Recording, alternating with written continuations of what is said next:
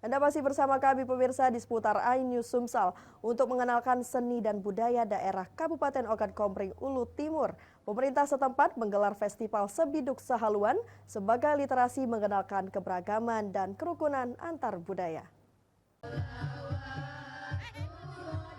Dalam rangka melestarikan seni dan budaya di Ogan Komering Ulu Timur, pemerintah Kabupaten Oku Timur melalui Dinas Pendidikan dan Kebudayaan menggelar Festival Sebiduk Sahaluan tahun 2023 yang berlangsung di lapangan sepak bola Desa Sumber Agung, Kecamatan Buai Madang. Selain festival yang bertajuk Pentas Seni dan Budaya Oku Timur, juga dilakukan launching Aksara Kaganga Komering yang merupakan warisan sejarah Kabupaten Oku Timur dan launching website Aksara Komering. Tujuan diadakannya Festival Sebiduk Sahaluan untuk meliterasi budaya daerah dalam hal seni dan budaya di Oku Timur dan memperkenalkan keberagaman dan kerukunan antar budaya.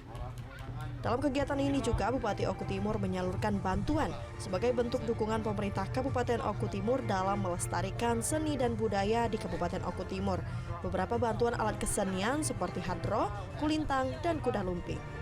Jadi di Oku Timur ini ada 9 kebudayaan besar yang juga terangkum dalam bidang kebudayaan. Dan hari ini festival ini sengaja dibuka di setiap kecamatan secara bergiliran.